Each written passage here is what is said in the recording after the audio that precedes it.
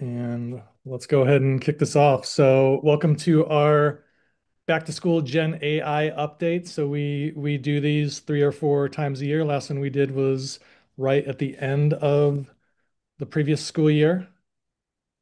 And so we're gonna update you on all the things that have happened over the last few months. So I'm Chris Porter. I am a professor here at Drake in the Department of Math Computer Science. I direct our AI program. I teach computer science, AI, data analytics, digital ethics courses. I guess we're saying our favorite AI tools. It's like our favorite memory of the first day of class, like going into the wrong class and only realizing it like 10 minutes into the class or something. But if you're here, you're in the right place. So I'm Chris Snyder. So I am a professor of multimedia in our School of Journalism and Mass Communication here at Drake. So I teach classes on video, audio, social media, design, web design, undergrad and grad students. I have a first year undergrad student whose sister is also one of my grad students this semester. So interesting twist there. And Porter, as my I always check to see if Porter reads all the slides, and so I put his favorite AI tool was Claude Artifacts. My favorite current AI tool is ChatGPT Deep Research that I'll talk a little bit about here in toward the second half of our workshop. So together we're Innovation Profs LLC. So we try to help people understand generative AI tools through workshops, through custom training. Our next workshop that's open for anyone to attend is September 12th, and we'll make sure you all get some information here a little bit later about that. We try to assist with implementing generative AI at companies and organizations, and we do write a twice weekly email newsletter to keep people up to date on generative AI news and tools. You can sign up at innovationprofs.com, or we'll share a QR code a couple of times here today that will allow you to get that as well. So the plan for today is that we're going to talk about 6 things and then do a little bit of speed round. So we talk about ChatGPT 5's recent launch, talk about some updates in the world of copyright, talk about this idea of AI slop summer that, as many say, is kind of the trend of the summer has been AI slop. Then we'll get into agent mode. We'll get into some recent video updates, talk about AI companions that some of these companies are creating. And then we got speed round with about 10 different things in it. And then we should have some time at the end to answer some questions that you guys have. So if you want, here's a QR code. So if you want the slides from today, you can go to this QR code and check that you want the slides there. There's a box there to check if you want us to sign you up for our Generative AI newsletter. If you don't get that already, if you sign up for Generative AI newsletter, that's how you'll find out about future events that we do. And there's also a checkbox there if you're interested in potentially working with us in our role as innovation profs. So QR code will show that again at the end as well. All right, I'm playing whack-a-mole with all the people that are being admitted into the room. Chris, you can keep that going while I start talking. I'm going to cover the first 3 topics. So first up, as a big development, is the launch of GPT-5. I remember being in first grade and having a trapper keeper with a hot air balloon on it, so this is kind of a tribute to that. All right, so this was just not too long ago. I guess a little bit more than 2 weeks ago, GPT-5 got introduced, and the OpenAI release says this is our smartest, fastest. No, what's this? Trouble tying. Smartest, fastest, most useful model yet, with built-in thinking that puts expert-level intelligence in everyone's hands. Okay, so this is now um, the default model for ChatGPT, and oops, did not mean to do that. Sorry, I have that hyperlinked. I want to do next. There we go. Okay, so Sam Altman has been teasing the launch of GPT-5 for more than a year now, and uh, I would try to find how far back was rumors going. It goes back into 2023, even some discussion of it in late 2023. So this finally comes out, and um, the first thing that happened, if you opened up ChatGPT on August 7th, is that all of the other models that you had choices to work with, including 4 Omni or reasoning models like O3 or O3 Mini or O4 Mini, all of those were gone. And it seems like what happened is, well, with GPT-5, there's different modes. You can make it think harder, or you can have it kind of just do the vanilla mode of it. But this has something like serves as a switcher between different models. Okay, so this wasn't the first time that you had a model that could calibrate or kind of modulate through different types of tasks, like purely linguistic tasks versus purely reasoning tasks. Claude, in fact, had the Anthropic's Claude model had that feature, but it looked like ChatGPT was going to go, OpenAI is going to take that route. And so there were early problems with even like the first couple days of it misfiring. Um, Somebody had asked it how many B's are in the letter blueberry, the word blueberry, akin to asking a year ago how many R's are in strawberry. The model O1, the reasoning model that came out last August, was called Strawberry, the code name, and it could answer the strawberry question correctly. But GPT-5 on day one got the blueberry question wrong. And the attribution was the switching between models was incorrect. So a model that'd be better, more attuned to like actually counting instead of like thinking of the word blueberry as a numerical token, but actually writing down blueberry and counting, that there was a kind of the claim was the switching mechanism was off. Um, GPT-5 is actually pretty complicated under the hood in that when you access it directly through the API, like you're a developer, you write code, you have a key that is like your own account that gives you access to GPT-5 directly through whatever software you're building. There is a parameter called juice, and as you toggle the juice, you get more reasoning ability. And it looks like the web version of this is a lower model of juice. To get the highest level of reasoning is not something you can actually get through the web-based version of ChatGPT, or at least I can't through the $20 a month version. So this is interesting that I keep clicking. I want to advance. The chatbot leaderboard, this was as of last week, it's already changed a little bit. GPT-5 is number 7 on the list, but GPT-5 High, which is what you access through the API with Juice at 200, is number 1 on the list. So Altman was correct in saying, here's our smartest, most powerful model yet. But it looks like to actually get that most powerful version of it, you need to be a developer. So right now, at least, we don't have access to the max power of GPT-5. And on top of that, there were a couple of headlines. So after all the models were taken down, there was a lot of outcry because people liked the tone of GPT 4.0. They liked how they felt like they were losing a friend. So this headline here, Altman concedes GPT-5 was a misfire. That's, if you read the article, it's not that GPT-5 was a misfire. GPT-5 was a misfire. That's not the claim. He claimed that the rollout was, and the rollout in particular being a misfire because they removed all the other models. Now 4.0 is back online for now. So that's kind of the state of things in the last few weeks if you've watched it unfold. Okay, so that's GPT-5. Play with it, experiment with it. It's very good. I've had it do some amazing coding analysis involving Little League stats. I mean, I was like going into deep dive, and it's a pretty powerful model. Okay, on the legal policy side, over the last 3 months over the summer, we've seen, well, first of all, a really important ruling in June that there's a lawsuit of a bunch of authors against the company Anthropic for using copyrighted works to train the model Claude.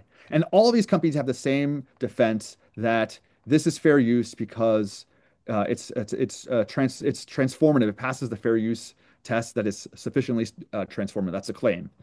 And this judge, William Alsup, he had this ruling, which is that he claimed the training was fair use. The use of books at issue to train Claude and its precursors was exceedingly transformative. But if you dig more deeply into the ruling, what's uh, happened here is kind of significant, and it's that Anthropic bought physical copies of a large number of books. I don't think they were buying rare books for this. They were the claim in there's no statement that these were rare books. I'm not trying to like sugarcoat this. They used the physical books to digitize them and then use those to train their models, and that's what also claimed was fair use. So the Google scanning chief that was used, they used, I guess Google, when they scan for Google Books, they use a non-destructive version. This was a destructive version of this destructive scanning. So that's unfortunate that that's what they did. Anthropic isn't out of the woods because they use digital books, and it looks like those were obtained illegally. My phone keeps ringing. They were pirated copies, and so they might actually be liable for this. There's new developments in that space already going. Okay, so I have got one more on this Meta also is being sued by Silverman and some other authors, and they, in this brief, there's a ruling here. A judge basically said that these authors didn't make a strong enough argument, but there's more work, the case is ongoing, but this is the money quote, which is very different from the also statement. No matter how transformative LLM training may be, it's hard to imagine it can be fair use to use copyrighted books to develop a tool to make billions or trillions of dollars while enabling the creation of a potentially endless stream of competing works that could significantly harm the market for those books. So now we've got like a opposite claim. This is transformative, it's still not fair use. Okay, so the resolution of these is going to have to happen. This is kind of an open question now. And so what will be the next step here? That's I think pretty interesting to watch for. One more legal policy development. So Trump had already rolled out his removing barriers to innovation in AI executive order, and another one came out in July about preventing woke AI in the federal government. And this is really, I'm not going to go into details about this, but the companies that will modify prompts to get outputs that are more representative to a wider range of audiences. This has caused some glitches, right? Some images of, Vikings that are not historically accurate, that sort of thing. That's actually cited in this executive order. Um, I think that Google was trying to fix a problem of representation with these tools, like combating algorithmic bias. And now this is being um, attacked as woke AI. So that is kind of a culture war battlefield for something that's happening with respect to the tech companies and their strategies for ensuring wider representation with their tools, and now our federal government going after them. All right, last topic is for me AI slop summer. Okay, so we are exiting summer, and this was referred to as the AI slop summer in some articles. So okay, what's AI slop? Here's Wikipedia. It's a term for low quality media, including writing and images, made using generative AI technology, characterized by an inherent lack of effort, being generated at an overwhelming volume. Coined in the 2020s, the term has a pejorative connotation similar to spam. Okay, so I think we're gonna be hearing like the word spam has like entered our lexicon as something we talk about all the time. Like we're not talking about cans of meat when we refer to spam most of our daily lives, and so slop seems to be now serving a similar role, referring to low quality content created at scale by generative AI. I mean, go to Amazon now and try to find books. You'll see a lot of fake stuff out there. Very easy to use generative AI to put stuff together, and that's slop. Okay, so this is kind of one of the early slop summer. Enjoy AI slop summer. What's coming next is worse. So I'll give you some examples of some of the things that came out this summer that caught people's eyes. So first, several major newspapers published a summer reading list, and it was AI generated, and so it included book titles that don't exist because the editors who were overseeing this apparently were not overseeing it well enough, and obviously this is not upholding standards of journalistic integrity to do this. And also, why would anyone use generative AI to come up with? I mean, I feel like there's other ways to find good lists of books that you can read for the summer. So this is definitely disappointing. There was a lot of news about Velvet Sundown, a band that got lots and lots of listens on Spotify, like to the tune of hundreds of thousands. And all of this was AI generated. This is, considered a provocation. There's another, okay, so YouTube, cat soap operas and babies trapped in space, the AI slop taking over YouTube. So now lots of AI slop is available on YouTube. I have one of my sons is friends with a kid. He keeps calling me. This is nuts. Friends with a kid who is really into Italian brain rot, which is kind of AI generated odd animals with fake Italian names. So like this is creeping into the culture that we consume, which is very, very odd. But YouTube is kind of pushing back a bit. So instead of allowing people to create tons of, slop that they can then monetize, YouTube's, prepared to crack down on mass-produced and repetitive videos as concern over AI slop grows. So not allowing slop channels to make money, to disincentivize that, that's the push that they're making. So this is just another consequence of the widespread use of these tools, and so it's something to definitely watch out for. One last one from 3 days ago was this folk artist. I don't think I recall the name. She was approached by a fan saying, "I love your new album." She's like, "What new album?" She went online and found that there was an AI generated album with her name on it, and someone's like, "English folk music is in good hands with you." Um, Not what was happening at all. So this is again kind of a uh, disconcerting shift in content creation with all of these tools that are coming out. All right, on to a little, I guess, commercial break before we shift over to Snyder. So on September 12th here at Drake, we're going to be holding a 1 day generative AI boot camp. It's like a 6 hour session, and it's something you can attend in person or virtually. If you scan one of the earlier QR codes, you'd still be able to access this, but thought we'd put that in there before I shift gears, stop sharing, and let Snyder take the wheel. Okay, let me share my screen here. And that AI slop will kind of relate to one of the topics I'm going to talk about here after this one as well. But just the idea that, you really can't trust anything you see online anymore. So, but my first of my three topics here is going to be ChatGPT agent mode. So, agents are AI systems that can carry out a series of specific tasks autonomously, right? So, you kind of assign the AI to do not just one thing, but a series of things, and it can carry that out. So, they can carry out tasks on the web that involve using your mouse and keyboard. I'll show some examples here, navigating multiple websites, gathering information, and so on. So there's a couple of places you can see this in action now. So one is deep research that I'll talk about a little bit more, and the other is ChatGPT agent or operator or whatever exactly they're calling their model here that I'll show you what it does. So ChatGPT launched agent mode recently, and so I'll show you a few ways that I've used it. Um, Starting out with one that was pretty successful here. So I used agent mode. So it's got its own built-in browser. And so I let it use its browser to take control of an Instagram account. So I had to take over and log it into an Instagram account, but I had it go look things up on Instagram, do some research on competitors of the Drake School of Journalism, and gather a bunch of data about them. And then I even at the end tested out by seeing if it could go and post and engage on other people's pages, and it did that absolutely the way I wanted it to do. So agent mode just kind of took over and did some things that I wanted it to do Okay, because I was logged into cameras double off.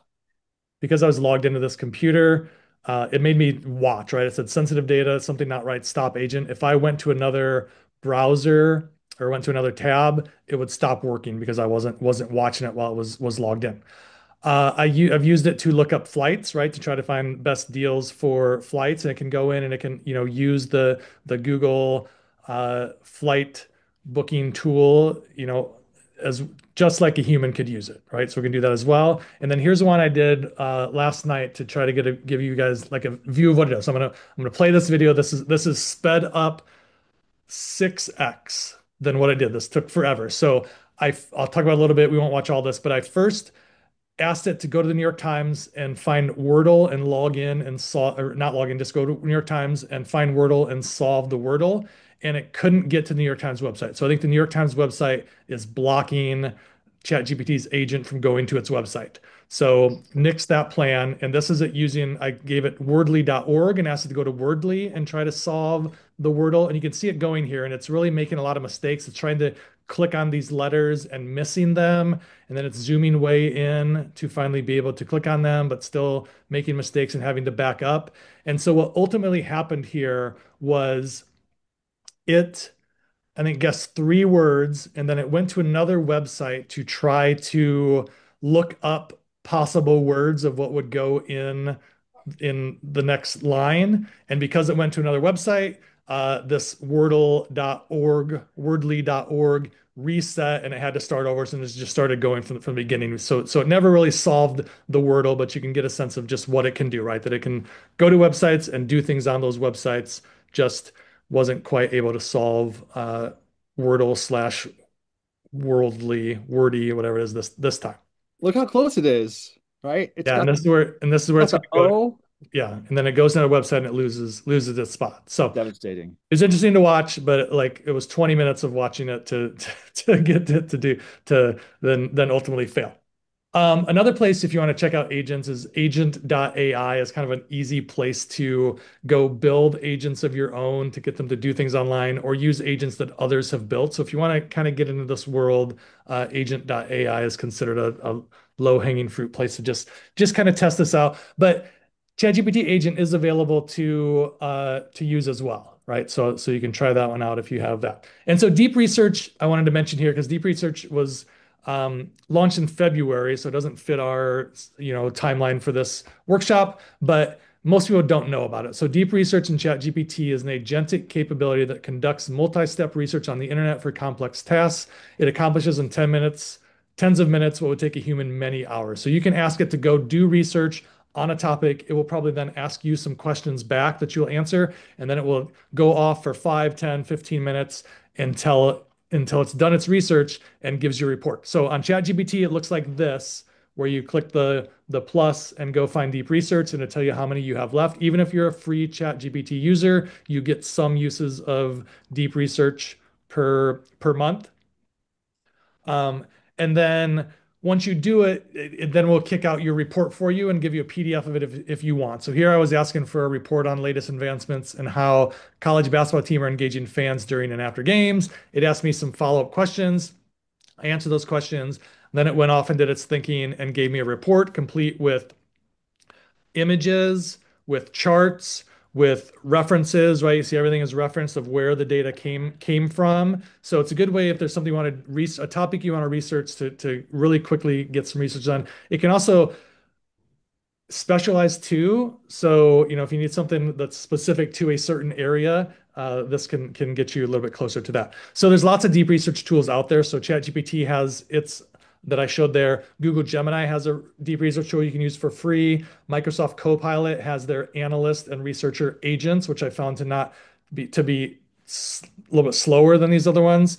Claude has deep research for paid plans only, and then Grok has a deep research tool available as well. Um, Second update for me is Gen AI Video got an upgrade over the summer, and it really came because of Google VO3.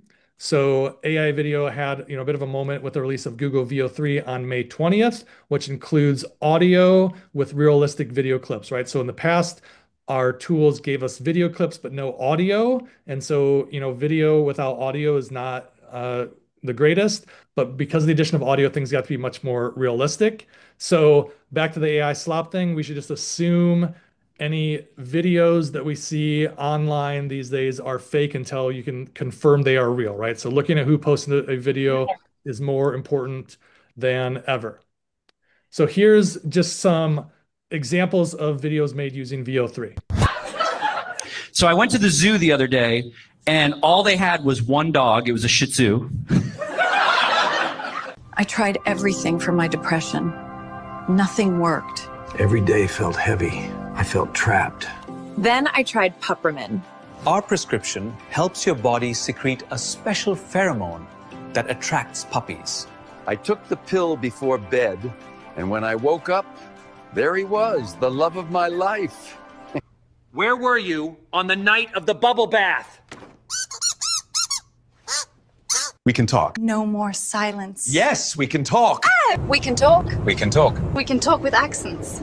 Oh, I think that would be marvelous fun. Yes, it is very fun. But Yes, it is very good. It's very fun. I can talk. Yes. We can talk. Yes. Yeah. We can talk. We can talk. We can talk. Yes, We can talk. No. We can talk as cartoons. This is amazing. Imagine all the narrative possibilities. We can sing talk.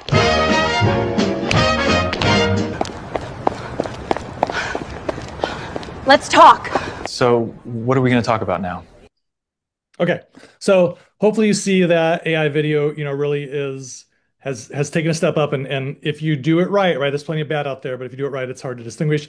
And I'll mention too that VO3 is only available if you pay for Gemini, but over the weekend it was made free for everyone. So I don't know if that's been turned off yet or not. So if you've never made a video using VO3, try and you have a free version, try it now because it's turned on for the first time. Flow is another tool that Google has that's related to VO3 video. So Flow is a filmmaking tool that lets you create cinematic clips, scenes, and stories. So you can give it reference people and it'll make like multiple clips. And so here's my example of trying this one out. I love walking through the city at night. Me too, especially with you. What should we do next? Maybe get out of the road.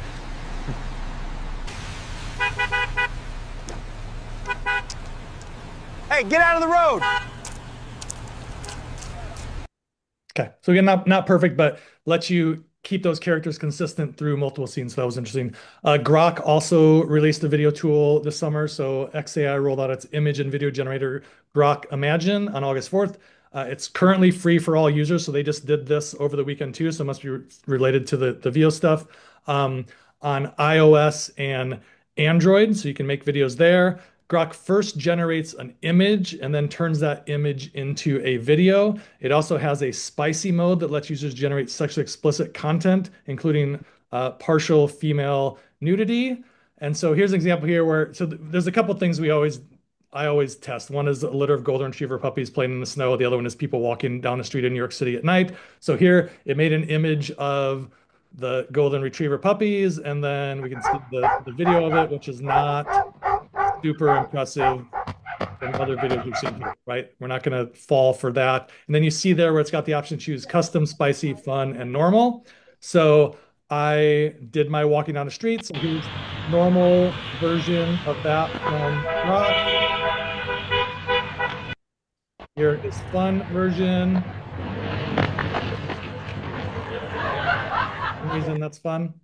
And there's no way I'm going to show you what spicy did. Because it went full nudity, and I even I blurted out, was going to show it, and then I was like, no, I'm not going to show that at all. So try out spicy if you want. And then Midjourney, which is a tool we love for images, also rolled out its video generator in June. So again, it's an image to video feature. So you first create an image or upload an image, and then it animates that video. So it creates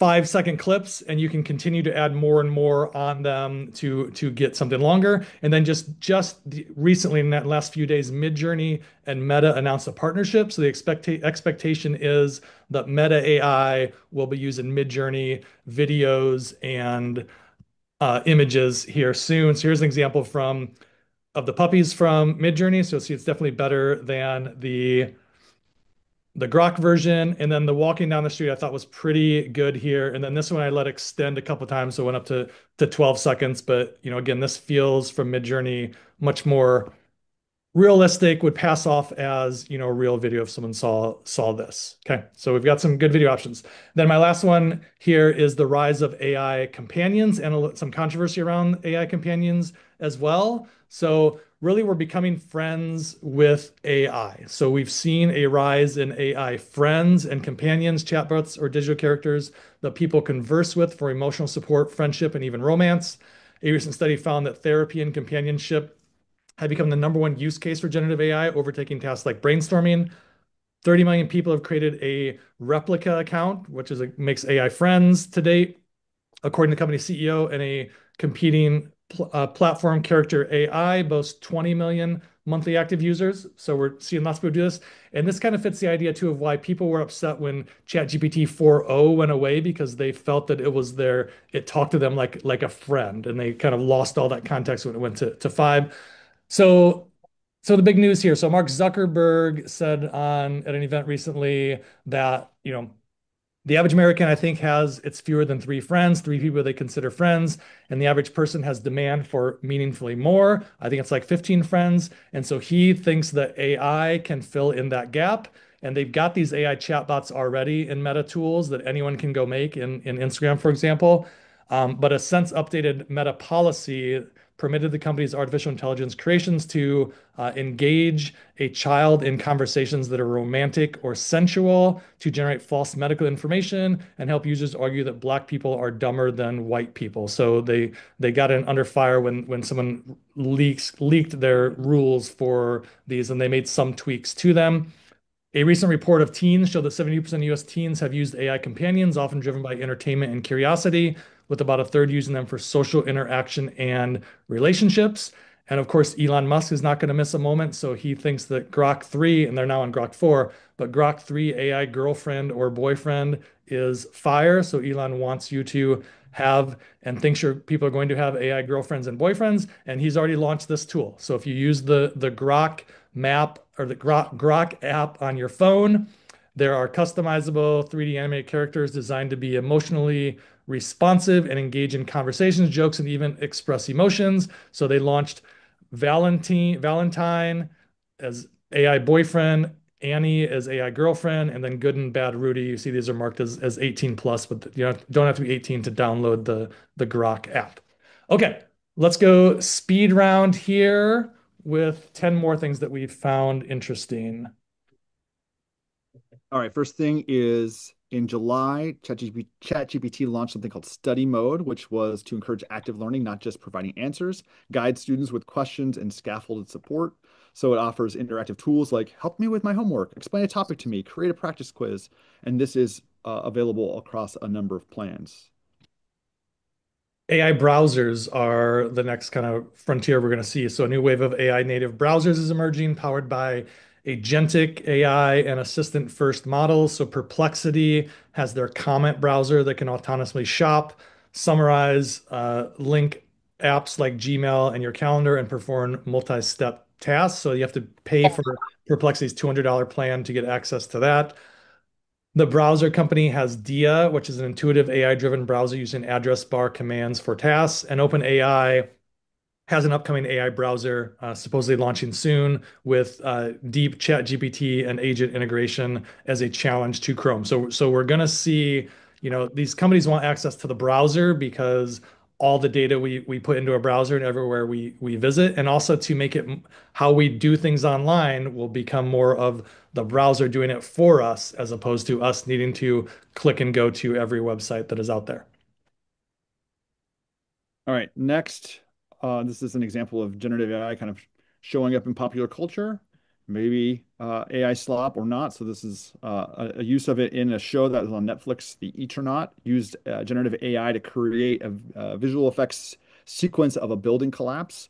And the co-CEO of Netflix said that sequence was completed 10 times faster than it could have been with traditional VFX tools and workflows. So this to me is like the first time I've seen it used in production in this way. It's definitely noteworthy. Another first was we had the first example of an AI model being used in a print magazine. So the August print edition of Vogue magazine included a guest ad of an AI model created by the company Serafine Velara. So this AI, so this screenshot there that shows the marketing agency that does it, right? So we design editorial level AI driven marketing campaigns and cinematic videos. They've done a lot of it in social media, and we see lots of AIs in social media being used for marketing campaigns, but this marked the first time we saw one in print. And so you see on the right that guess ad, and right there's a little tiny thing, you can't even see it the way this is folded, but there's a little line that says this was made by AI that's in like the crease of the magazine. So it's barely even noticeable that. So I'm sure a lot of people did not realize that was done by AI. Okay, so we've talked a lot about how tools like Microsoft Copilot and Google Gemini have an advantage over ChatGPT because they have the integration into the tools that we're already using, right? Into like the productivity suite of tools.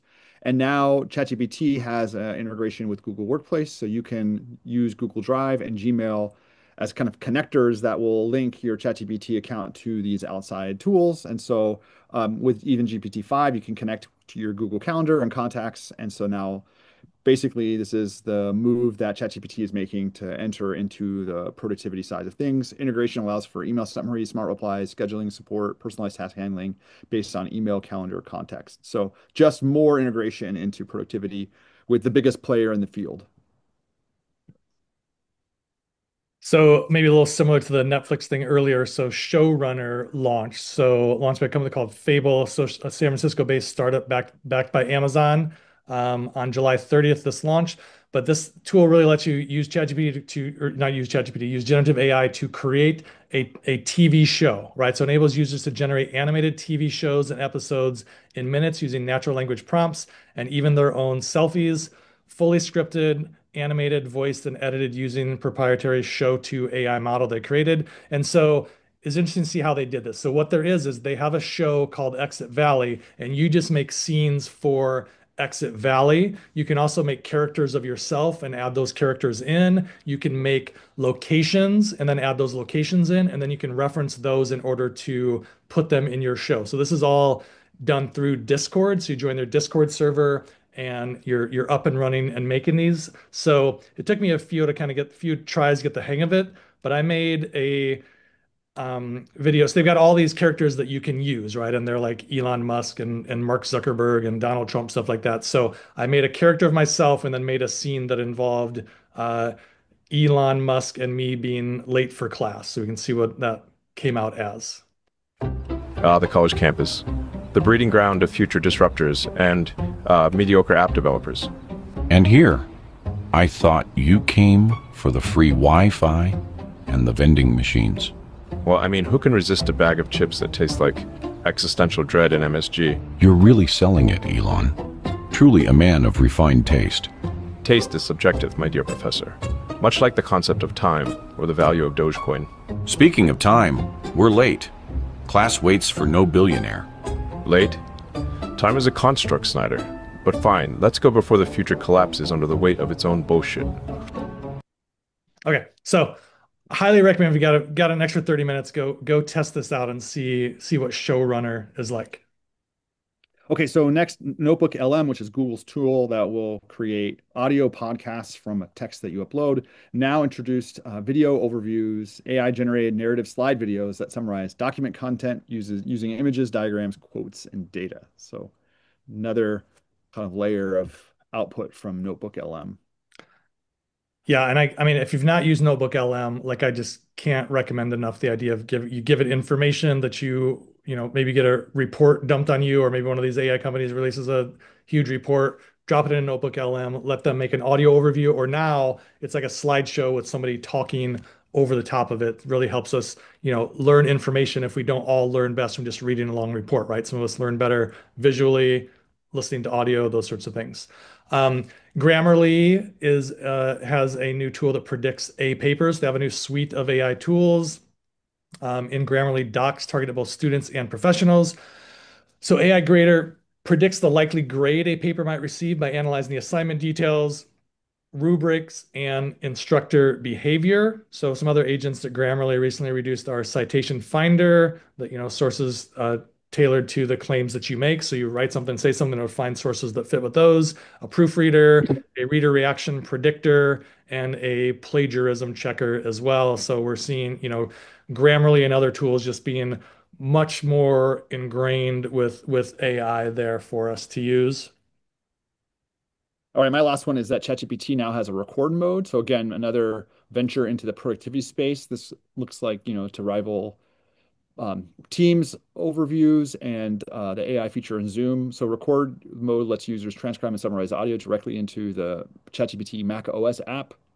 It gives summaries that are editable chat canvases, which you can then turn into project plans, emails, code, and so on for meetings up to 120 minutes. And the transcriptions are not used to train models, and audio is deleted after transcription. So they want to definitely build in those safeguards. Yeah, so this is one we hear a lot, right? People say, can I use ChatGPT to record my meetings and give us minutes and stuff like that, right? So we're getting closer to being able to recognize all the voices and do that sort of thing. And it puts it into ChatGPT Canvas, which is like their coding or writing app again. So there's some editable areas there where you can kind of mark who's saying what, those sorts of things. And then AI glasses. So, the overall thought here is that if there's going to be something come along that replaces our smartphone, it's going to be glasses. And so Meta is expected to announce new glasses with a heads-up display as early as next month. So we can see, we have a screen that we see in front of us, kind of like the old Google Glass, if anyone ever had those. But there's a couple companies that have things like this already too. So a startup called Halo has an always-on AI-powered smart glasses, which is shown in the photo, that you listen to everything they hear, records things it hears, transcribes every conversation that you're a part of, then displays relevant information to the wearer in real time. So it's got the little display too. And this is only $249 to pre-order these. They're not, I think they are supposed to ship in October maybe.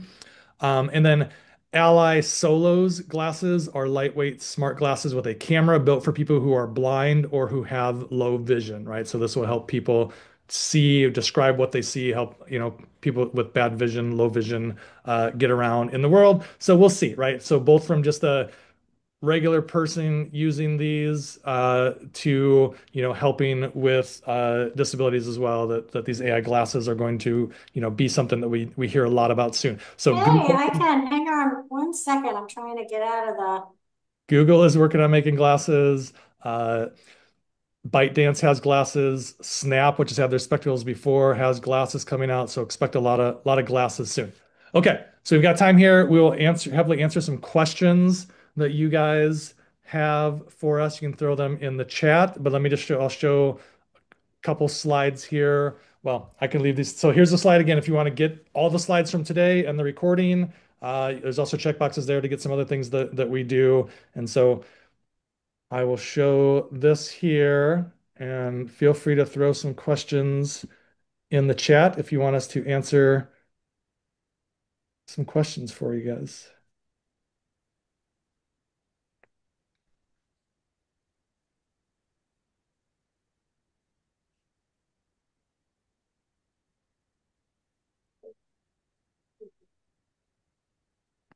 I'm happy to get class prep and going. I got 75 minutes. Oh, there we go. So first question, is there always going to be the next thing, or will versions slow down? I mean, I think there's always going to be the next thing right here. And that was kind of thing with ChatGPT 5 not being like this model that took us, leaps and bounds ahead of everyone else. So the next version of Gemini is going to leap it, and I mean, we're just going to keep seeing, the models leap themselves. So yeah, so we'll keep doing these workshops to keep you guys up to date on those. So there's a question from Mel in terms of process improvement or working with data in Excel, what AI tool would you recommend? So if you have Copilot, you can use Excel kind of inside, or you can use AI inside of Excel. So as you scan a cell in your spreadsheet, there's a little chat window, interface on the side where you can like ask questions about it, like give me advice for like what formula should I write here? And sometimes it'll just apply the formula for you. So what I like about the integrations in both Google and Excel, and Copilot, that they'll just either function as a advice outside of your workspace work environment, or actually can make changes within it. If you go to ChatGPT and you ask it to work with data, it won't use Excel file. It'll convert it to a CSV file and then open up in Python and then use the main data package, pandas, to do all of the processing for you. So it'll kind of recreate the data set, and then it can do some very serious coding and really impressive analysis there. So I would say if you've got access to the integrations, experiment with that. If you're willing to put your data into ChatGPT and then have a conversation about it, I think that's something that you might experiment with. And then Heidi asked, we're teaching a class this fall. We're not, but hopefully in the spring we'll be teaching our generative AI class again. And then Megan, a couple questions here. How are we thinking about AI and privacy as a business? We want to integrate tools, but are skeptical on privacy legality. And then piggybacking this, how to keep information confidential when using AI on behalf of clients. I work in an agency setting.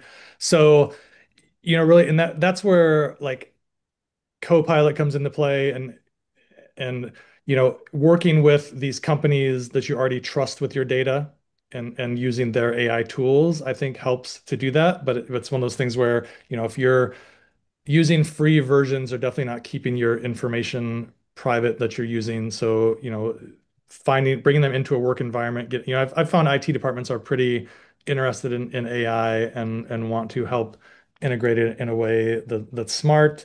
And then Christy's question about clients and agents. So I've heard that recently a lot of people are putting in their contract that they don't want AI used on projects because they're worried, so definitely figure out what your deal is with those clients you're working with because the copyright side of things where they don't have copyright over images that are created, logos that are created, that sort of thing is causing some people to really make sure that the agencies they work with are not using generative AI at all. But to me, the simple question Porter can add to this nuance is paid versions and integrated with the systems where you already trust them with your data. Or just enterprise level uses of the tools, right? Individual accounts, Yeah. there's no guarantees, right? So if you're using individual accounts for processing sensitive data, then you're doing something that's very risky. I think with the enterprise level, I mean, we've heard of companies that have had access to the tools within a firewall, right? And so they're trying to keep their data secure and not having that go to be used for training purposes, that sort of thing. So this is definitely for, if you've got a IT department to look into and make sure that you've got assurances that this is being protected in that way. But I would definitely caution against using an individual account with personally identifiable information in your inputs. Question by what sort of legislation might be coming to oversee the use of AI? What tools will be allowed? Is there a good source to keep abreast of AI tools, advances, lawsuits, and legislation? I mean, the regulatory environment in the U.S. currently at the federal level is to not regulate this at all, and so we're not going to see anything there. But which I find to be, it's like imagine air travel not having the FAA. Like this is not going to be conducive uh, in my mind, to success. I think that's we may have to backtrack on some things, or we're going to see some, strategies that maybe would come to regret later. The EU has an AI Act that categorizes different levels of AI risk in terms of low, high, unacceptable risk, and then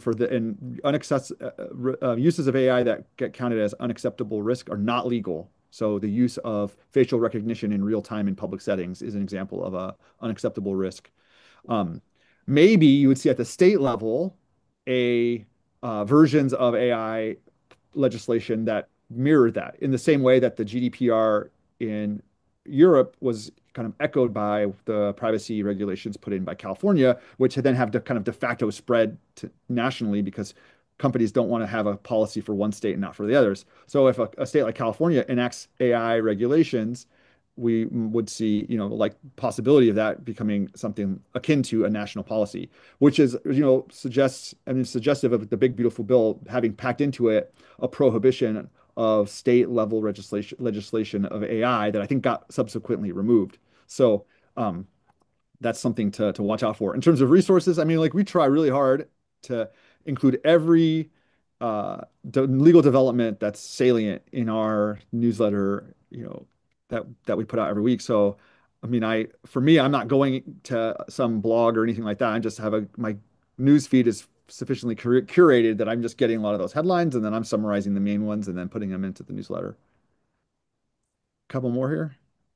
Yeah, and sorry I can't get all these, but I do want to share. There's a question here about these AI searches use a large amount of fresh water. What about the environmental ethics of this as well as the eventual costs making this become more expensive as freshwater access becomes more finite, right? And so there was so Google shared recently some data on that. That was interesting. So they said that a median Gemini, right, which is their AI tool text prompt, uses the same energy as 9 seconds of watching television, uses about 5 drops of water for one prompt, and then carbon footprint was, I don't even, it's 0.03 GCO2e. I don't know what that is.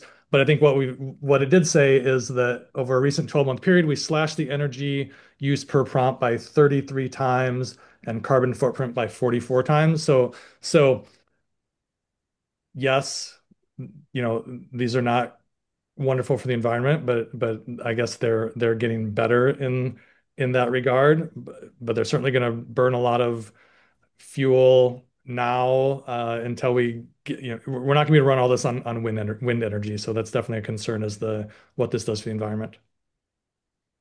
Ben had the similar, like, well, the US have the computing power to handle the increase in the use of AI will lag time to generate information increase as more people use. I don't know the answer to that. I mean, the Project Stargate was a private commitment of $500 billion to invest in AI infrastructure, i.e. data centers, but it's not even clear that money is there. And there's, Elon Musk kind of scoffed at that when that first came out. I don't know. I don't really know what to believe on that front.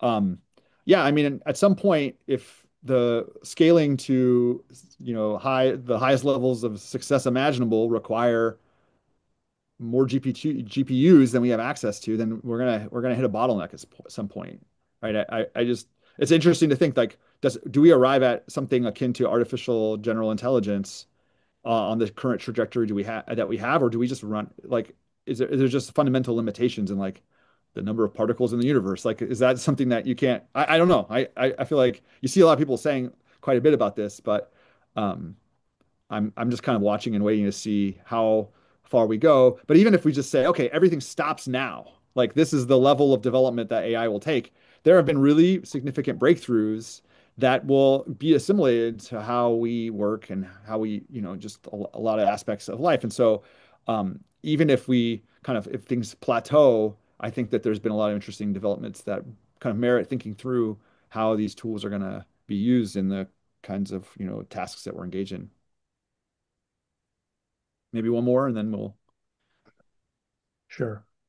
You pick one. What are you interested in Oh my here? gosh, there's so many here. I mean, we can keep going because um,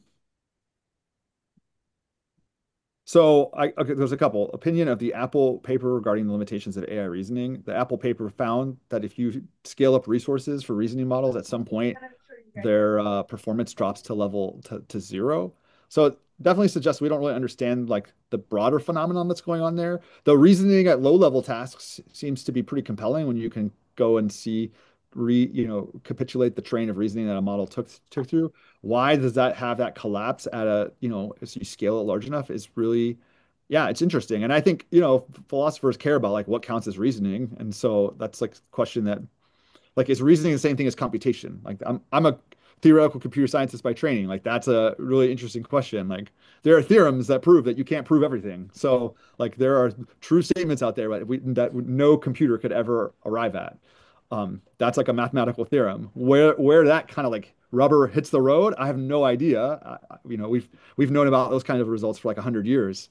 Um, so yeah, reasoning and computation is a pretty subtle mix.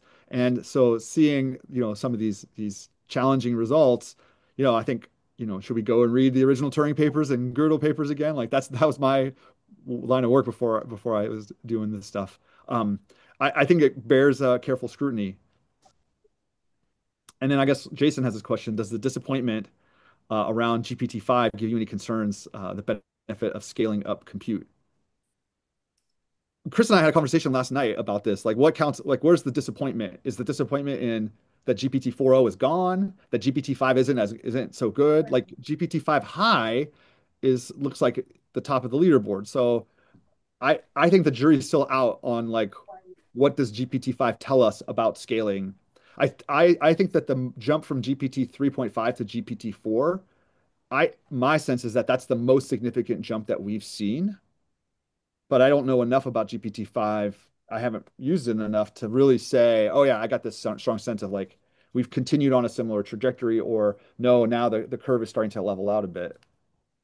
Yeah, right. I mean, they train these models and they don't necessarily know what they're going to get when they come out of training, right? That's kind of the black box of some of this. And then they try to, refine it after that and test it. And so, I mean, maybe that, there were delays in this, and so maybe it just didn't come out of training as great as they hoped. And finally, they said, you know, I guess we just go with this, and it is what it is, right? So, that doesn't necessarily mean that future things won't be that big leap, right? So I think like 3.5, the first one we got, like that was suddenly this big unexpected leap, that was amazing, but that's not always going to happen for these companies. So, well, we appreciate you guys coming on here, and hopefully we'll see some of you guys on September 12th at our next event.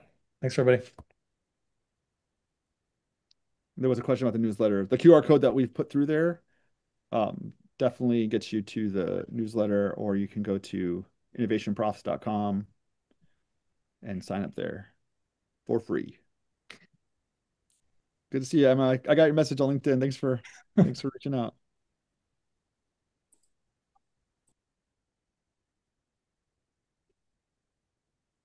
Let's stop this recording.